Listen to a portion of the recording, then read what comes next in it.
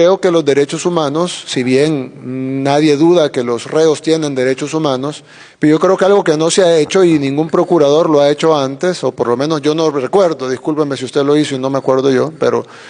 no han defendido los derechos humanos de la gente honrada. Generalmente defienden como que todo el enfoque de derechos humanos internacional o de las ONGs incluso esté enfocado en los derechos de los delincuentes, que tienen derechos. Nadie dice que los delincuentes no tienen derechos, pero ¿por qué el enfoque es siempre en los derechos de los delincuentes? Y la gran mayoría de la gente honrada, nadie le importan sus derechos. En este país pasamos 30 años siendo acribillados, asesinados, renteados, violados, extorsionados, amenazados, y viviendo en zozobra y nadie dijo nada, pero de repente agarran a los que matan, a los que rentean, a los que violan y de repente hay que ver los derechos humanos de ellos. Sí, tendrán derechos humanos, pero son más importantes los derechos humanos de la gente honrada y creo que eso es algo importante, procuradora, que debe de también investigarse y debe de también reportarse, porque si no, entonces no estamos hablando de derechos humanos, estamos hablando de derechos de los delincuentes, que creo que son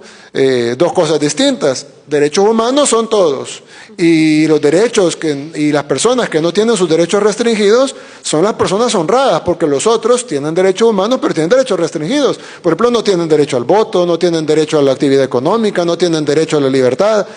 ¿Por qué cometieron un delito? Entonces, si se les restringe, en Estados Unidos algunos no tienen derecho a la vida porque les ponen a la silla eléctrica. Entonces, si se pueden restringir algunos derechos humanos tan fundamentales como el derecho a la vida, en el caso de los países que tienen pena de muerte, ¿por qué en el caso de los países pobres o en el caso de los países en vías de desarrollo del tercer mundo están encima que los delincuentes deben de tener derechos, pero cuando hablamos de los derechos de la población, ahí todo el mundo se queda callado y ahí ya no importa y lo que tenemos que hacer es seguir velando por los derechos de los delincuentes? Entonces, si bien nosotros vamos a respetar los derechos de los delincuentes y lo estamos haciendo y lo hemos estado haciendo todo este tiempo,